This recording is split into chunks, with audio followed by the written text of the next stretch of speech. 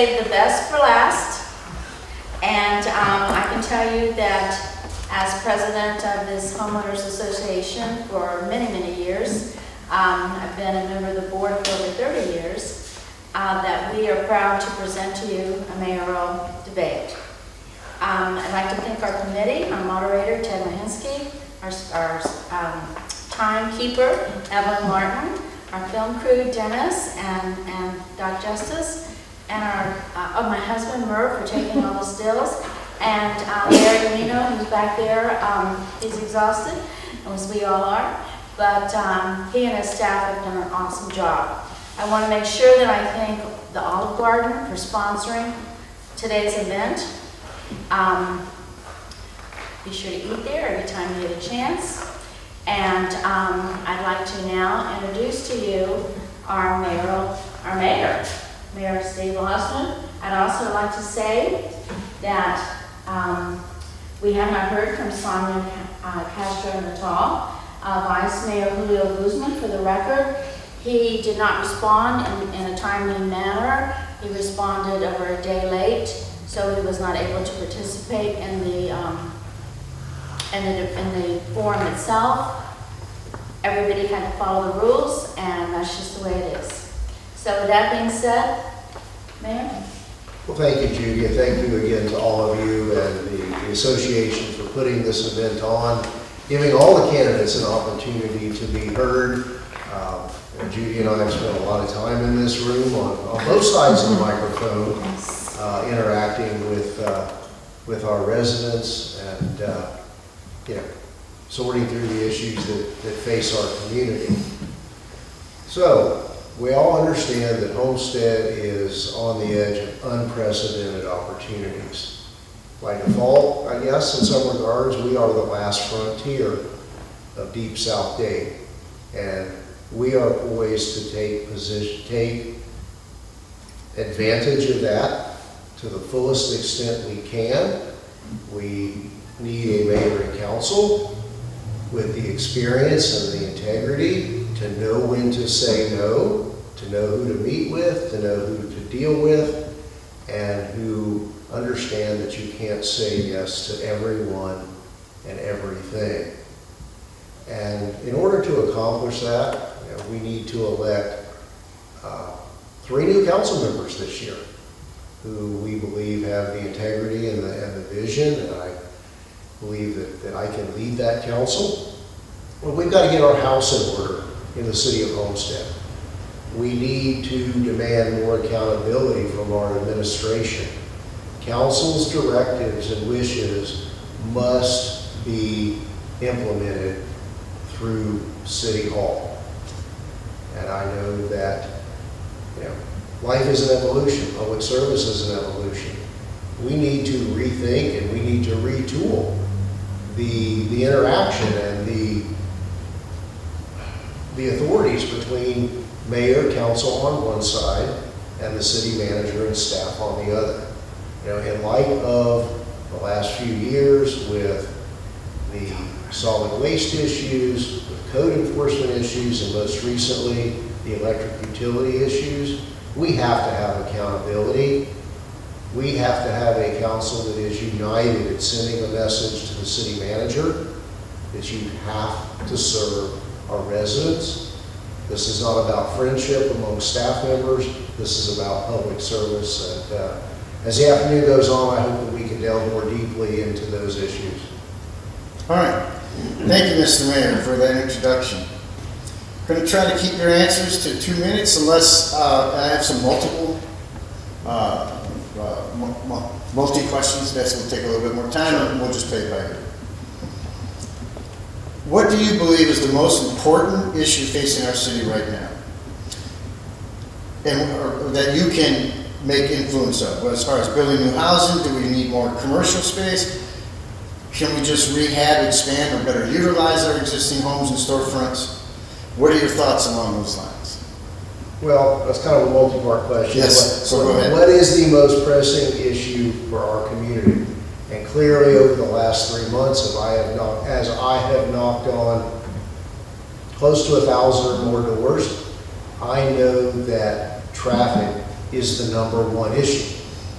And of course, that's related to the pace of development, not only within our city limits, but to the south in Florida City, to the northeast, east of the Turnpike, all up and down US 1 that we don't have control of. We also need to recognize that it's not necessarily new development that is causing our population and traffic issues. Due to housing affordability, I think we all need to admit that we have a huge shadow population. And what I mean by that is you have high occupancy of non-related folks living in single-family and multifamily units before we even begin counting those who are literally living in tool sheds, campers, RVs, pop-up tents, and trailers in folks' backyards. As you know, I live on the west side of Homestead, 2 blocks west of Chrome Avenue, and we have nearly the same traffic issues there as our east side of town does, and there has been very little development there. So our traffic lows are not tied just to the pace of development in and around Homestead. It's got to be a recognition of the existing housing stock is collecting more and more residents. So how do we address that? And I think that is by far the number one issue.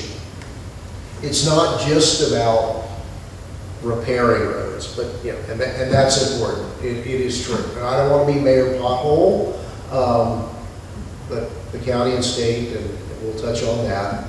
But it's not just about widening roads. It's about intersections. It's about the technology to adjust the timing of lights in real time, the traffic sensors that we've already installed and will install more. Certainly, in some areas, there's no way around widening roads. And our number one priority will be to completely 4-lane Southwest 162nd Avenue from at least Campbell Drive and perhaps further north all the way here down to the front door of this village's Clubhouse, segments of Mayoral from 162nd over to US 1, as well as numerous intersection improvements. Very quickly, how are we going to do that? I'm working now through my position on the Transportation Planning Organization and with those in the building community to lay the groundwork so that nearly $13 million in impact fees that have been paid by builders in Homestead to Miami-Dade County are reallocated to Homestead. When they pull permits, the county collects their own impact fee, but the county has no obligation to utilize that money within and near the city of Homestead. And we are working through the process now to have those monies reallocated and returned to Homestead. Crisis makes strange bedfellows, and I will tell you that the representatives for some of the developers have been more helpful to me than my own staff, notwithstanding my beseeching of them to let's find some solutions, let's get some money back down here, and they just seem to be frozen. So in that regard, I have to compliment those who have helped come to the table to help us to get those road funds. Okay. Now understanding that many of the roads are not under our control, which you briefly mentioned. So what can be done to better coordinate with the state and the county to improve the traffic flow and to allow for whatever local requirements we have? Looking forward to more storefronts and things like that. Well, in working with the state and the county, and I touched on that, the county controls the operation of the traffic sensors. The city has already spent several $100,000 to install them. Similar situation with the new traffic signal, the turn signal here on 162nd and Mayoral. We have done what we committed to do. We have done what the developers in that case, have done what we required them to do. again, through the Transportation Planning Organization and our relationships with our 2 county commissioners, as you can imagine, roads have always been a honey hole of money at all levels. And there's a built-in bureaucracy. So the fact that we're not seeing any real brick and mortar work done doesn't mean we're not laying that groundwork to have those projects done. It just seems that between the pace of development in the greater Homestead area, as well as an increased population, the breaking point, I think, came a lot faster than anyone could have ever imagined. Okay, thank you.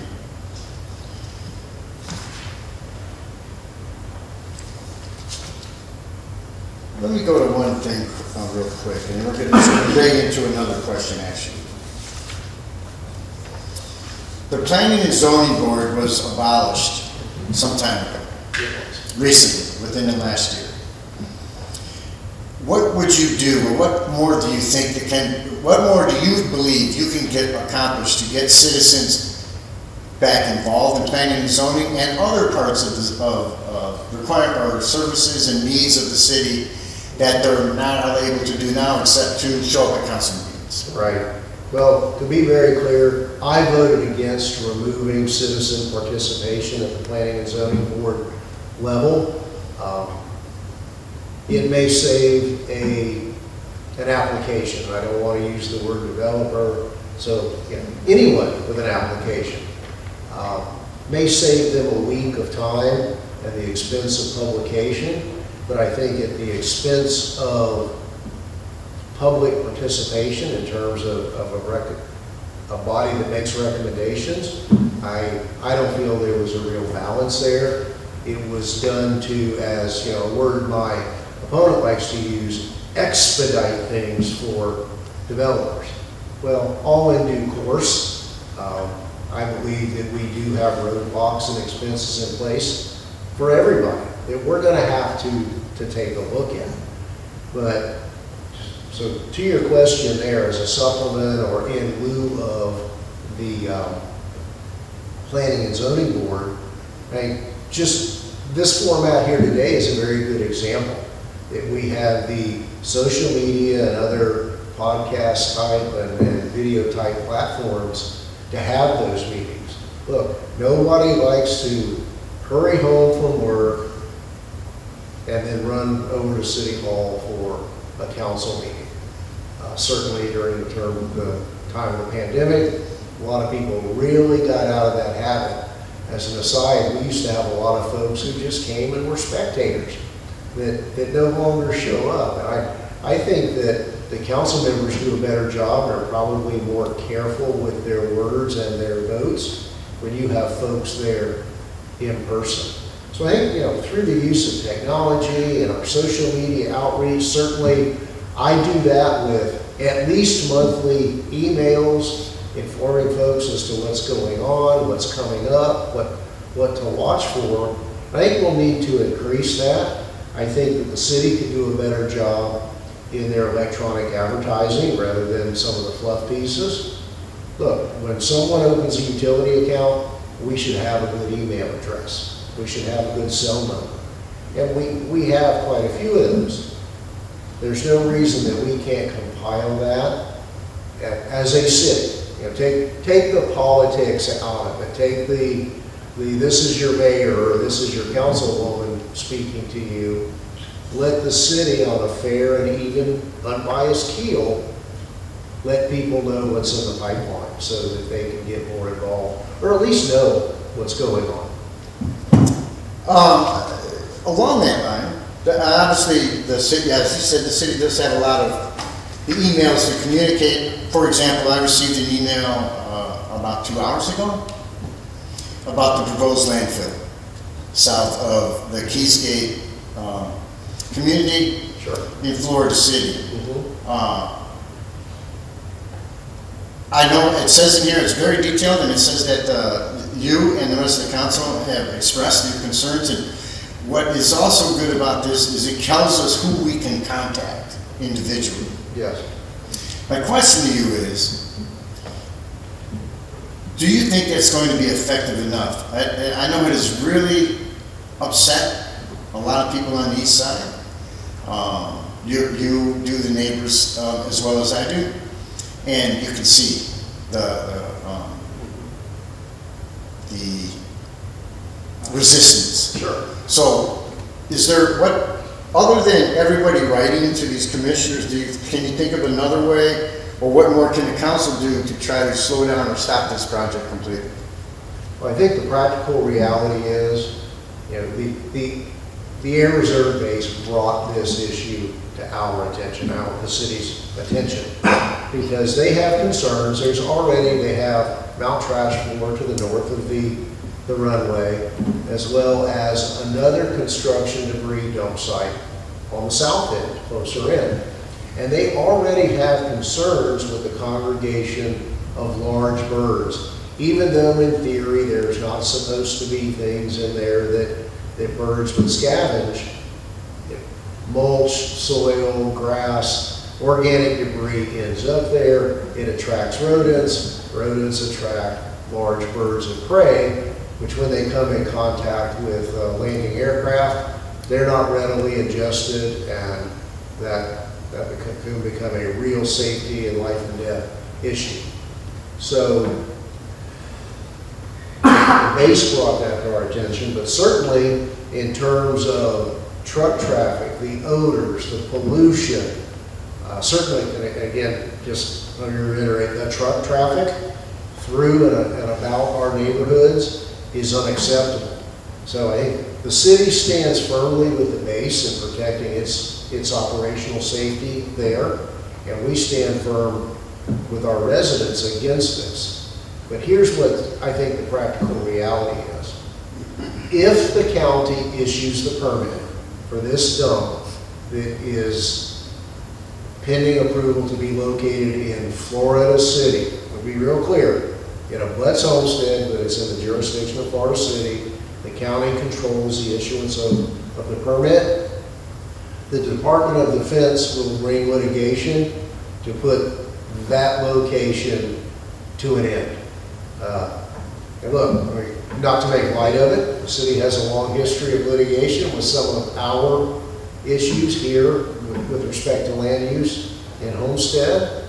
They are at a standstill due to litigation, and they have a bottomless checkbook to pay government lawyers who have nothing else to do. So quite frankly, it is troubling that it's even pending, and I hope that the county commission finds an alternative. But I'm pretty confident that the litigation arm of the Department of Defense will ensure that never comes to fruition. Well, as you know, another big powerful government agency is the EPA. And I believe that the EPA, along with mining, they have certain restrictions. They have a 50-year lease. They have 40 years lease left on that blast area. And according to the map, that landfill is not far from where they're blasting. Is that another avenue that we could possibly take, bring in the EPA and say, hey, look, no matter how we build the protection underneath that, it's going to get damaged, or there's a great potential to be damaged by the blast going on, which could allow also for the containment to crack and seepage down into our aquifer. It is. I believe that either in conversations with representatives of the Air Reserve Base or in their presentation, they did address that as well, the environmental issues. So I think this is I don't think it'll ever be a done deal, but I think we're a long way from. That's good. Good to hear. Would you support amending the city charter to mandate that council seats would be voted by the districts that they represent only? The mayor would remain citywide, but the council seats would individually be voted on by the residents that are represented by those council seats. The short answer is yes, and it's going to have to be phased in. But as a predicate to that, and I would lead that effort, but as a predicate to that, the current district lines will have to be adjusted. For a single member district scenario to pass legal muster, there will be a lot more involved. Certainly as the city has grown, those lines were drawn in 2002. You know, the population allocation is far different from what it is today. The interest of the neighborhoods are far different than they used to be.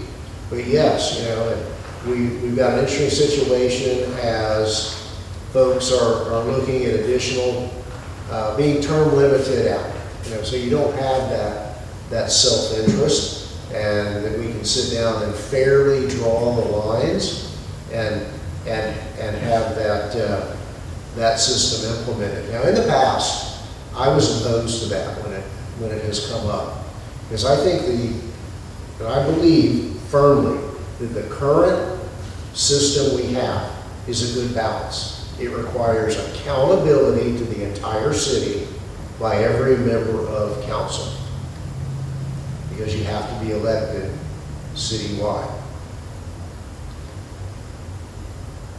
But the flip side of that now is given the population of our city and the changing dynamics, a single member district challengers to more easily come in and run a grassroots campaign without having to find a way to reach several thousand doors in the run-up to an election. Now, as we do that, it's my belief that the vice mayor's race should still remain an elected separate title. And if you want to do that, you're going to have to run citywide, a citywide campaign, so that, you know, folks throughout the city can look at your record and say, is this the person we want next in line to be the mayor or to act in the absence of the mayor? But I think it's something we need to look at. It's my hope that we have an open-minded council in November, on November 8th, that we will have 3 new members of the city council that will understand who they represent. And this is not about self-serving issues. This is about the big picture, so that we can begin to draw those new lines and phase in that system over the next few election cycles. Okay, thank you. Going back to something you mentioned earlier about people living in trailers and what were those things called? Tent sheds. It's my understanding that our zoning does not prevent that right now. And if that's true, would you be in favor of changing our zoning rules in order to stop that from happening? That is not true. Our code expressly prohibits occupancy of trailers, RVs, campers, whatever you want to call it. And certainly not a 10 by 10 Sears metal tool shed or lawnmower shed. The issue, as our code enforcement department explains to me, is the enforcement against that. You get into federal and state constitutional protections, search and seizure type restrictions, that literally the officer has to see the fence gate open and someone, you know, coming in and out of there, going to and from work, or be there at night and see lights on in whatever vehicle that may be. Certainly we do not have that manpower. In the past, you know, we respond to complaints. But now that there is a state statute whereby those who call in issues can be readily discovered. There are no more anonymous tips. Code enforcement type tips are not permitted under Florida law. So that really has a chilling effect on the enforcement of that. Now, I have grappled in meetings with code enforcement and in public about these issues, and it primarily impacts those, well, exclusively impacts those who don't live in HOAs, don't have gated communities, so primarily on our western side of town. I think it's really degrading of our communities, our quality of life. It devalues our neighborhoods.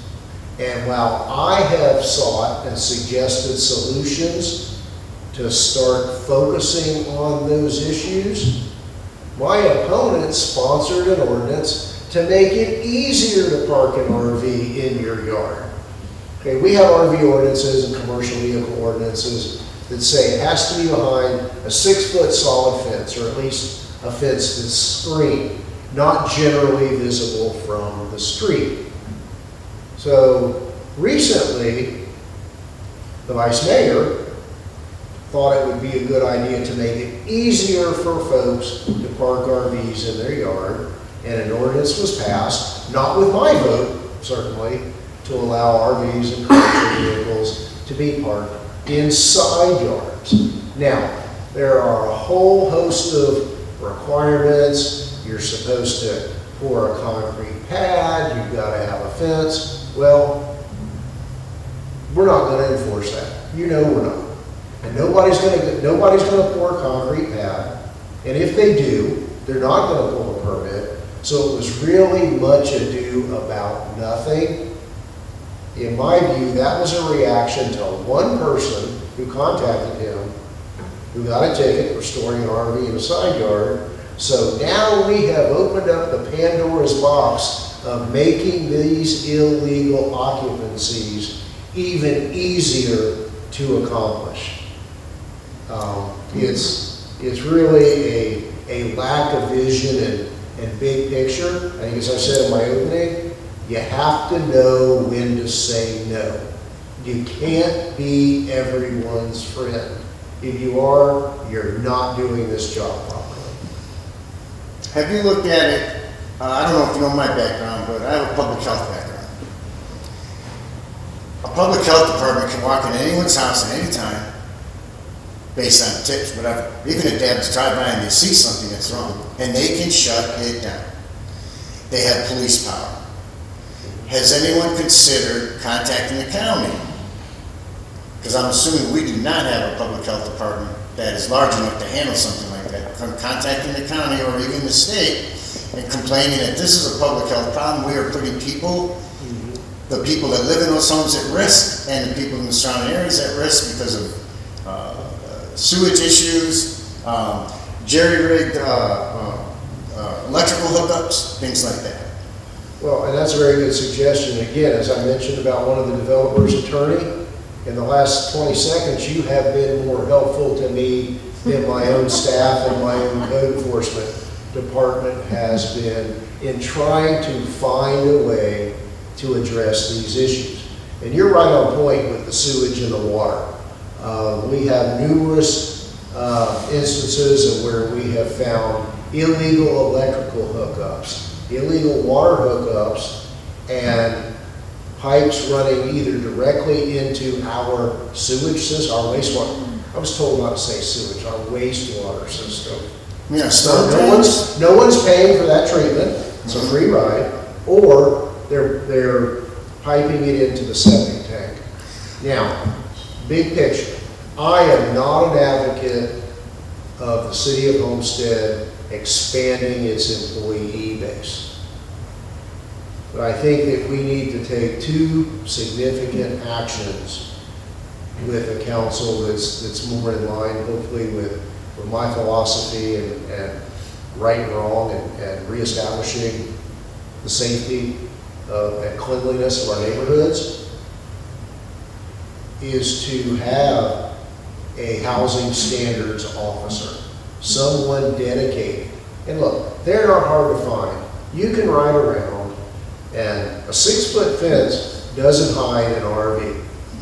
When the slide outs are open, when the satellite dish is on the top, and even in my neighborhood, we have a new one where they've even built a lean-to, a pole barn, half a pole barn lean-to, to shade this RV, well, it's not an RV, it's a trailer, from the afternoon sun.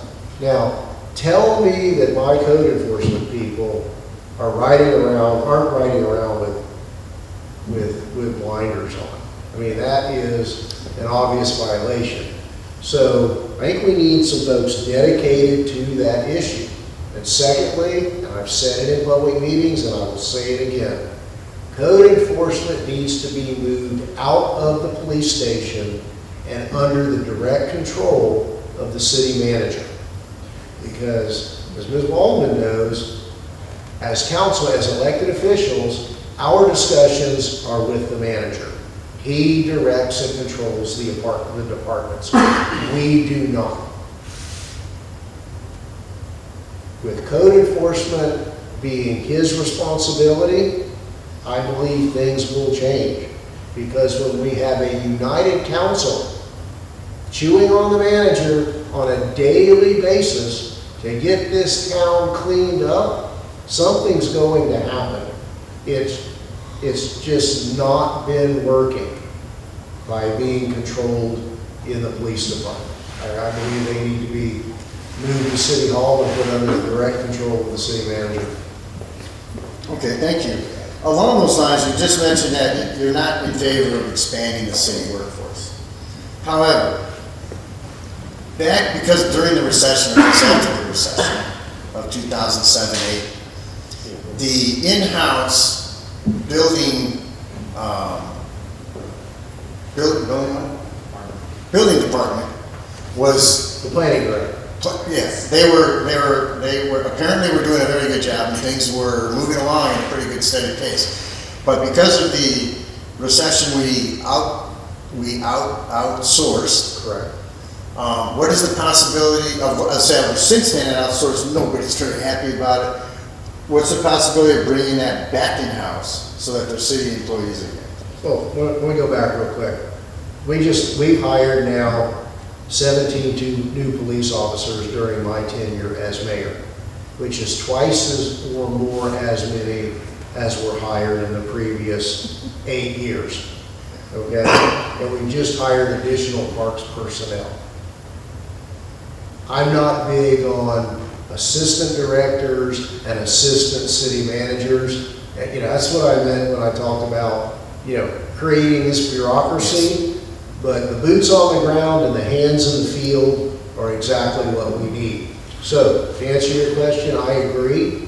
I believe that we need to, again, the new council needs to at least ask the manager to begin with to do a cost comparison as to the exposure to the city and balancing that with customer service.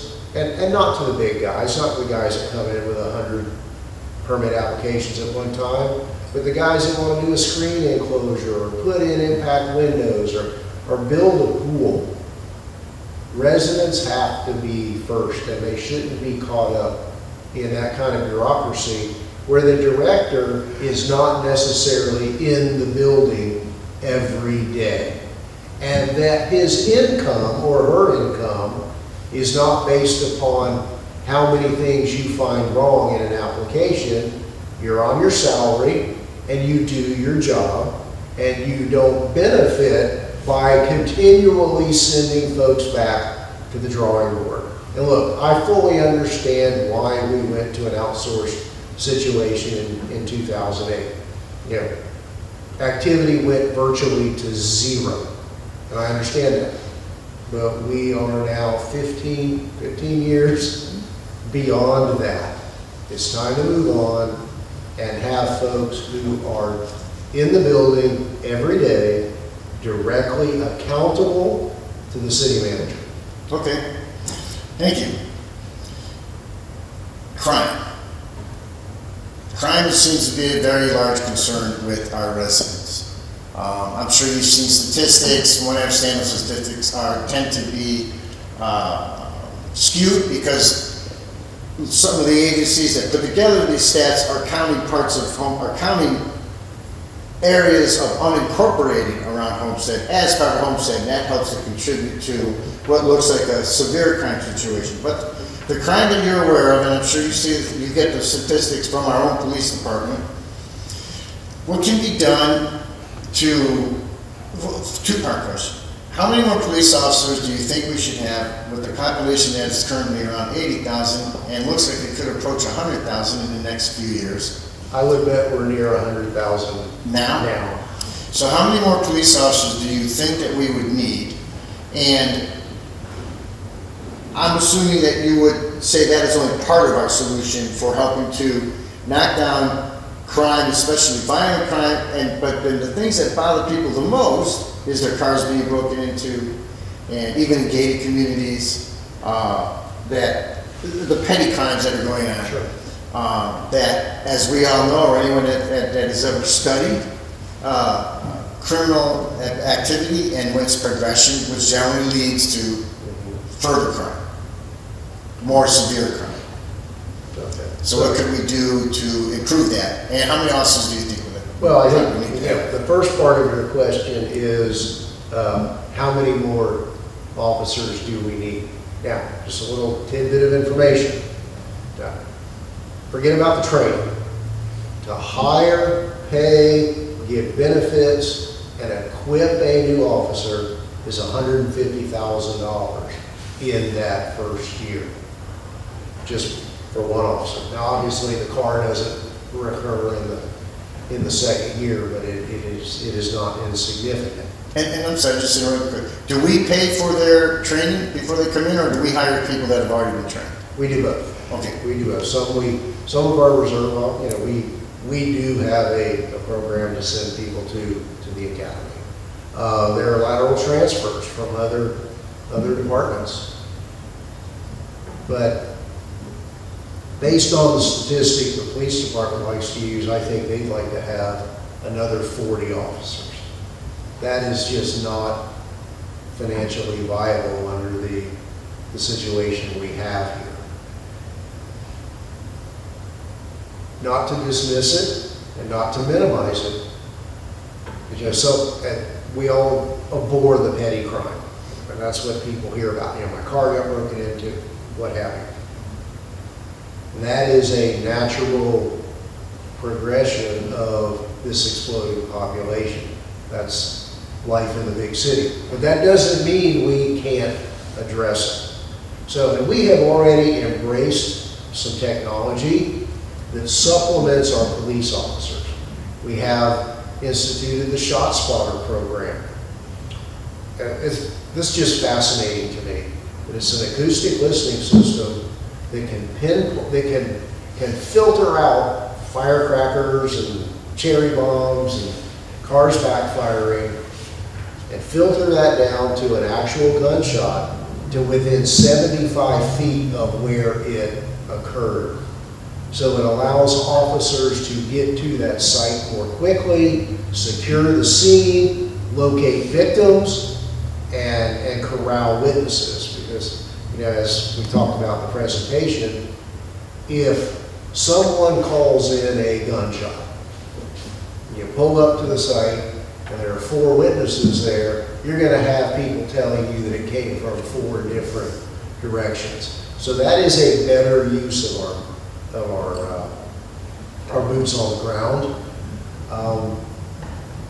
There is also technology, and I hope we can avail ourselves of it, and it's the license plate reader program, that we can install these sensors at the appropriate locations, and within seconds, if a tag registered to a known bad guy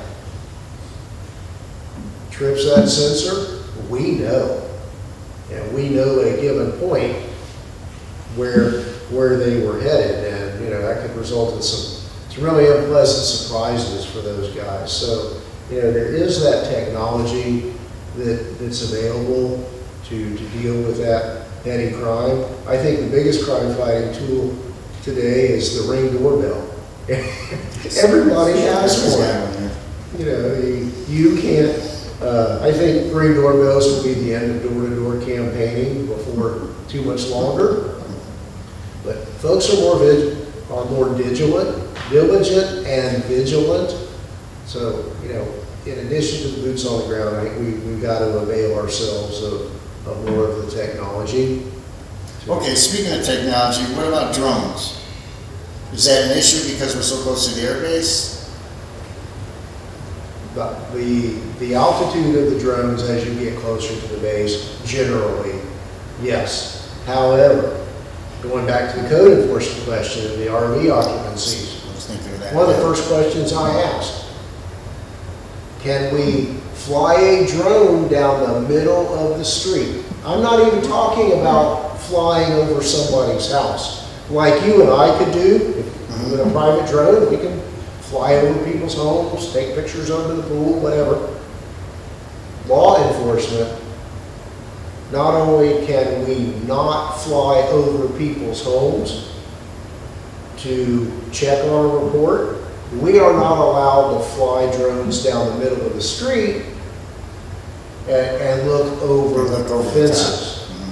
Furthermore, and this is just shocking to me, a code enforcement officer is not permitted to stand in the bed of her pickup truck to look over a 6-foot fence to see people coming and going or determine whether there's auto repair going on or a junkyard being conducted or people living in a metal shed.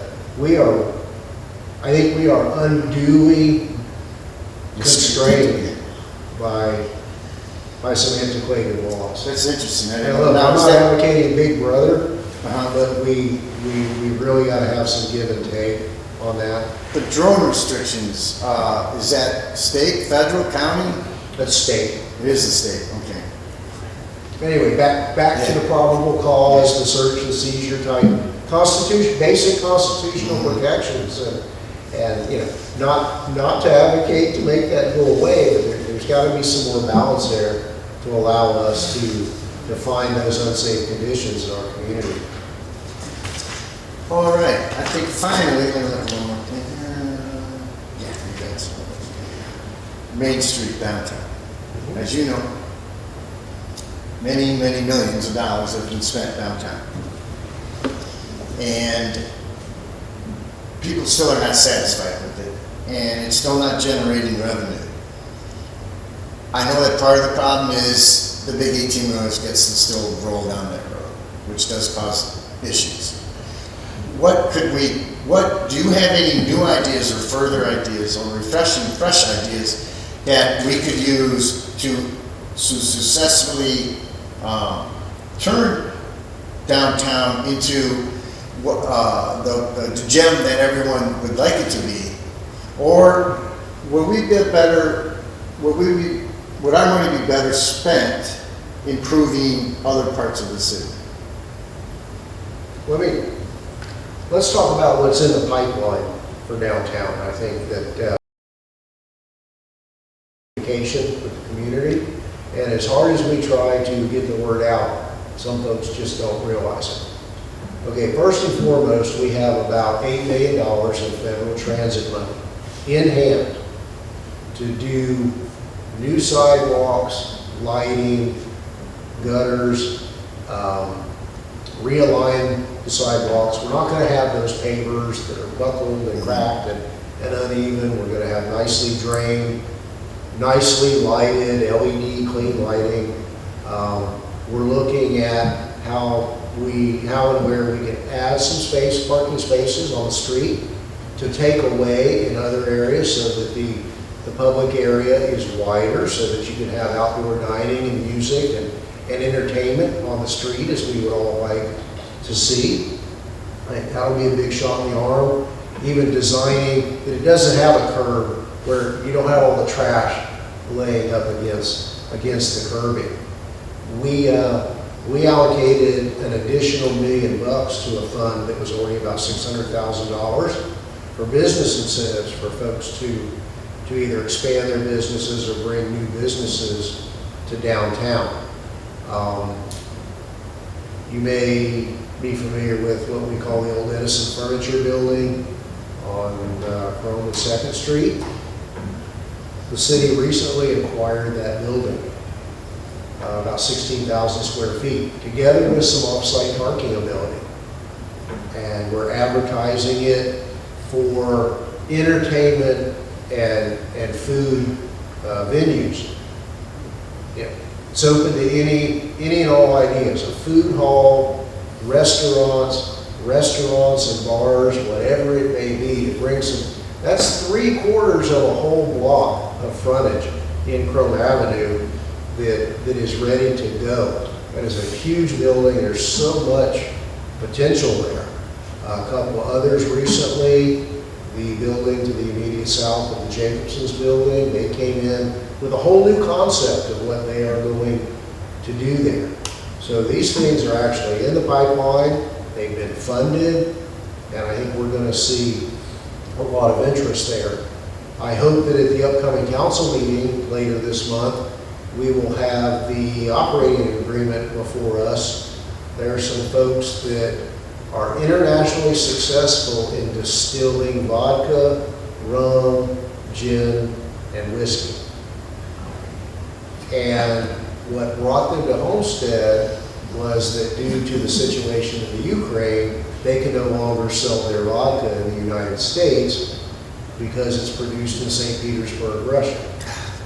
So, long story short, we're going to have the potential for bottles of top shelf vodka, rum, gin, and whiskey distributed all over the world that will say distilled and bottled in Homestead, Florida. This guy went and they bought a 2-story copper still out of the Funk Distillery in upstate New York. He calls it the Rolls Royce of stills. We've seen the design concepts for the building. They are building the building around this still. It will be a destination, a barrel aging room, a tasting room, and a restaurant. And we're all in with that. It's near the future busway, the BRT line. They envision, they want to be the first ones here, that if, one of the young affluent folks who lives in Brickell, you can conceivably get on public transportation, come to Homestead, maybe have one too many tastings and go home without getting yourself in trouble. And we'll take their dollars that they leave here in Homestead every day. We're also looking at finding a new home for the museum that's in the original Homestead City Hall, the old town hall building, and advertising that as restaurant space. An Irish pub is the word that keeps overlooking Wasner Park. Think about that. Yeah. Again, as I said in my opening, we are on the edge of unprecedented opportunity. Okay, 2 more quick questions. Quick. Okay. First, a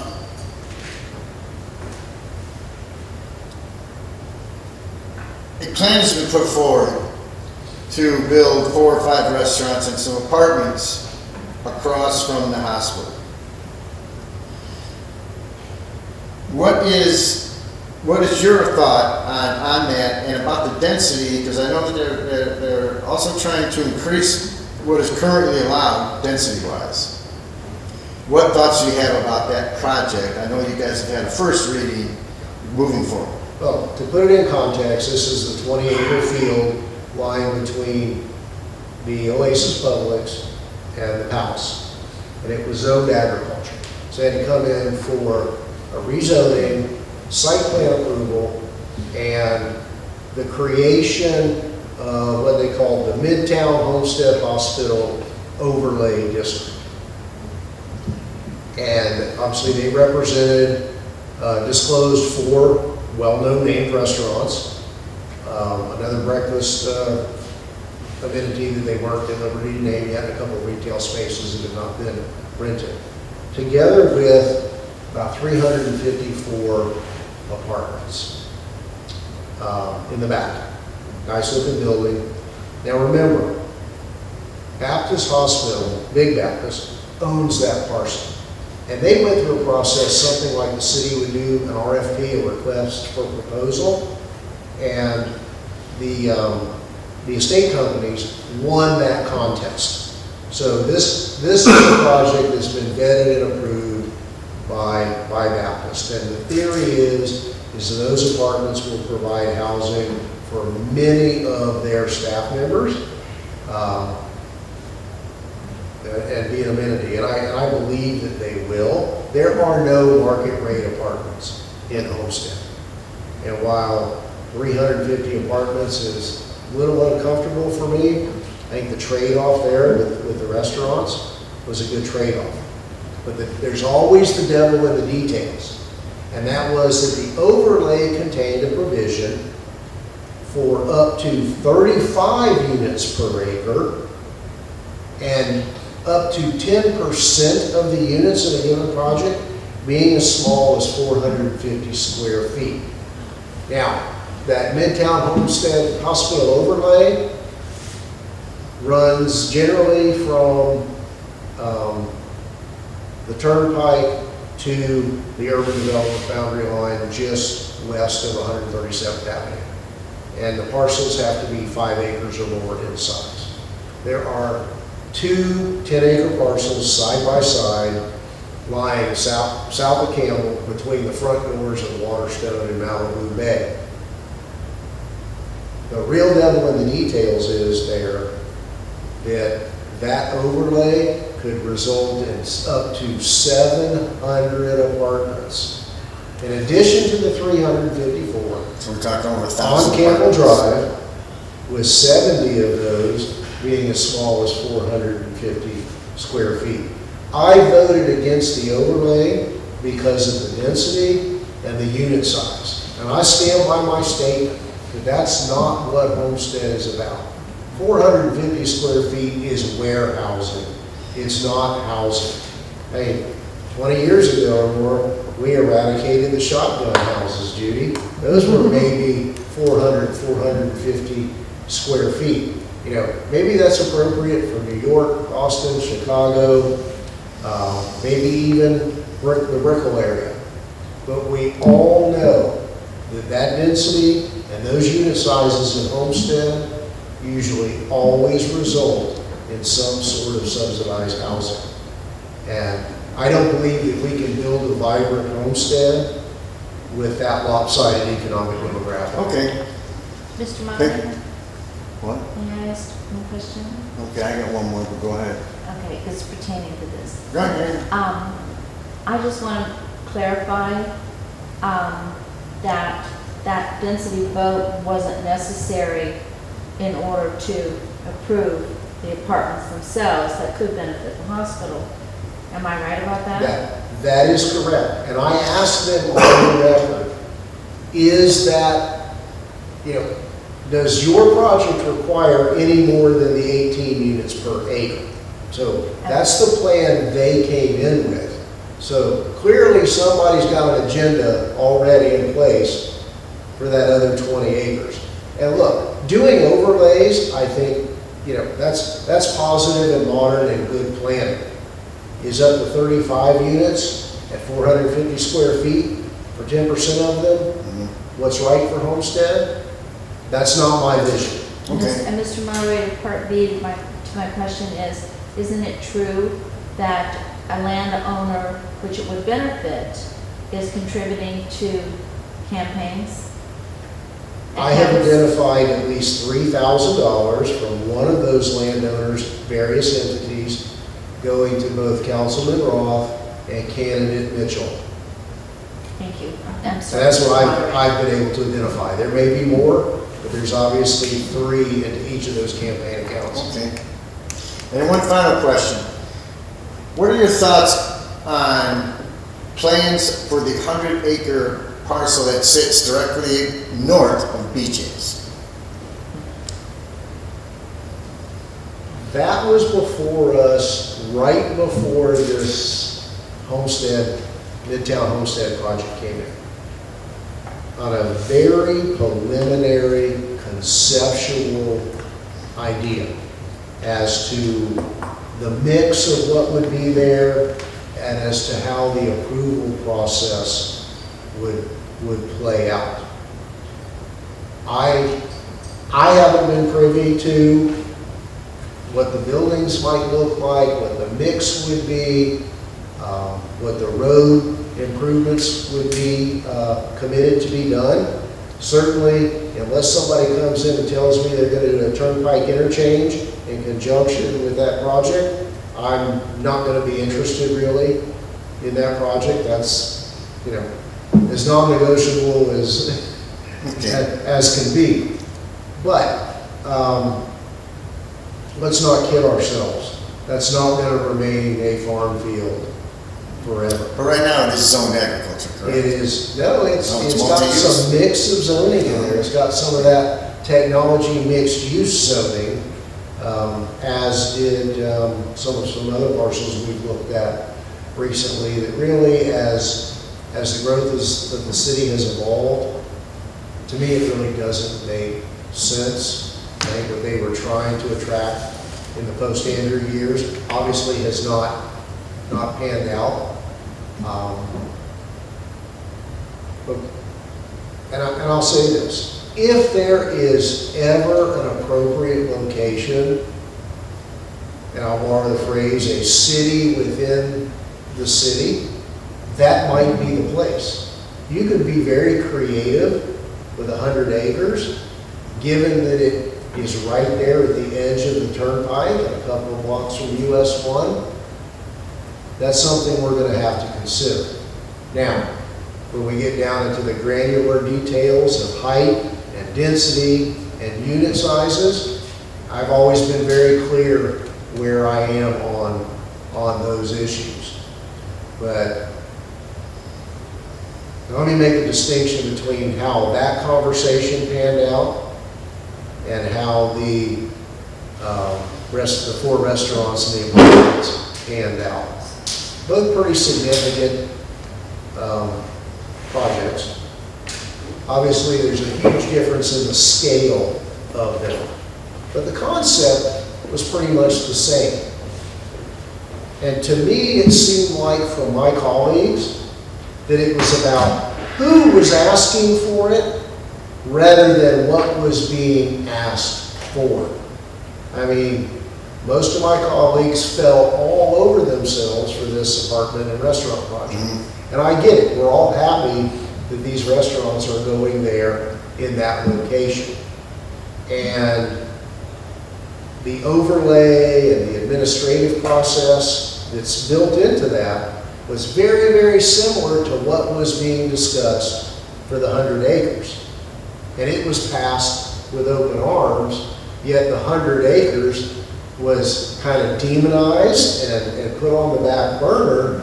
So again, you know, to me that goes to potential, you know, campaign finance and influence, that you have something very similar in concept. One passes with barely a comment and the other gets put through the ringer. Correct me if I'm wrong, but wasn't that supposed to be where a new on-off ramp was supposed to go for the turnpike? Where's that? In that area? Absolutely, and the owner, the family who owns the 100 acres, several years ago, spent significant money to acquire those 7 parcels to accommodate the interchange there. So the dirt is in place. It's just a matter of who and when is going to bear the burden and the time frame for doing that interchange. Unfortunately, and we didn't realize it at the time, that interchange was in the same plan that called for the flyover that took the turnpike all the way down to the entrance of the 18-mile stretch. And in typical bureaucracy, as we talked about earlier, it wasn't just pull that flyover in Florida City out of the plan. The whole plan was killed. It's an all or nothing situation. All right. So it's not as if it's not on everybody's radar. All right. Well, I'd like to thank you for answering all these questions. And if you would like, I'd like to give you 2 minutes to close and tell us why you think you're a better candidate than your opponents, and how can people access your information via social media, whatever, and also contribute to your campaign. Sure. As we talked about tonight, there are many opportunities that are coming our way.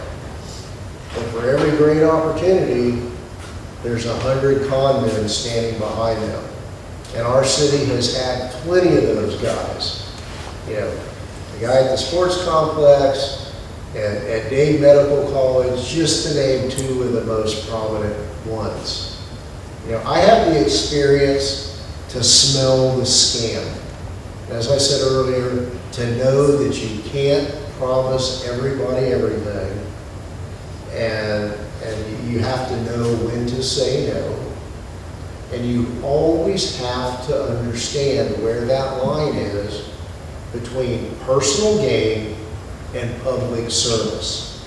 I have always clearly been there. My record is an open book.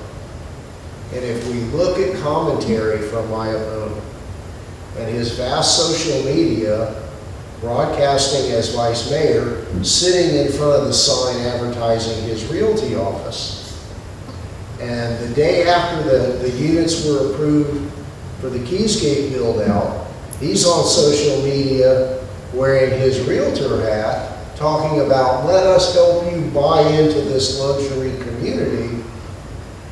You have to know where that line of demarcation is.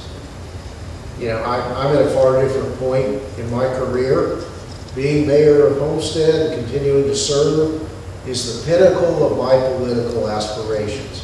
I'm not looking anywhere else. My opponent, before he had been in office for 18 months, was already organizing his campaign for mayor.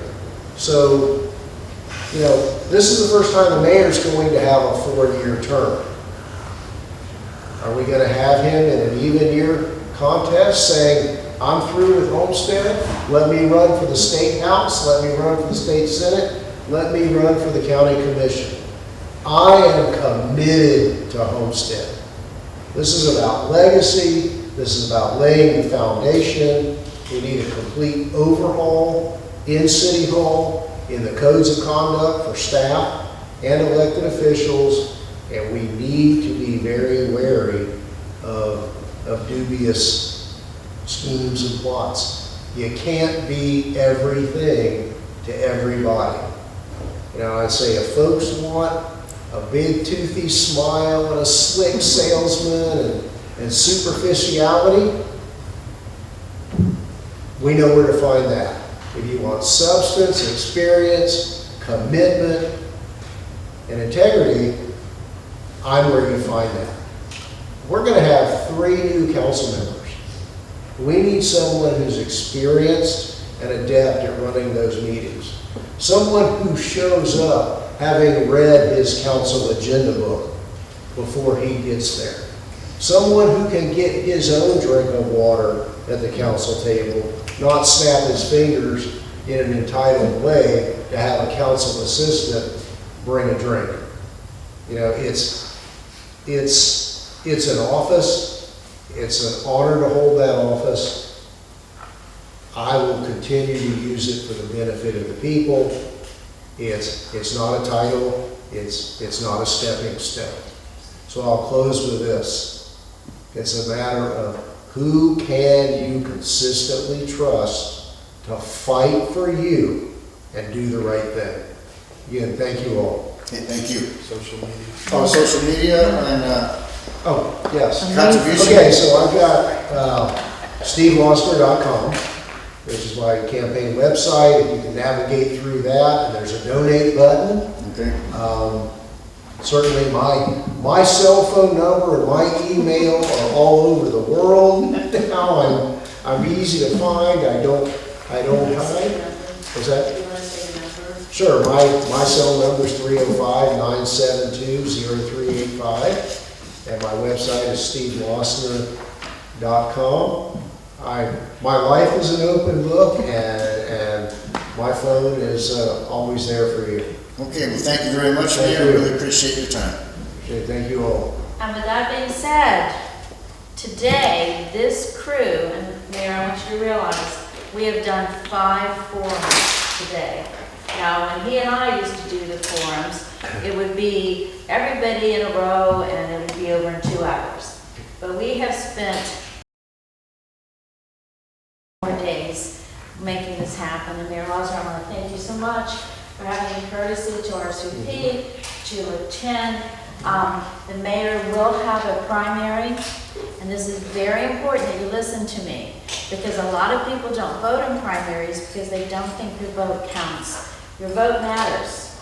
It counts. So please vote in your primary, whether you do it early voting or absentee voting or whether you go to the polls. It's so important. So with that being said, thank you again. Again, thank you. And thank you to my crew. And I hope that the citizens of Homestead appreciate what we've done today. This will be distributed on social media. Mayor, you'll be getting a link to the video, which you can do as you please. We ask that you share these videos. There's 5 different videos. Okay, so you can share them, not share them. But thank you so much, Dennis and Eric. Thank you for filming. And I'm sure you'll have it on True Homestead as well. Thank you and good night. Good night, thank you.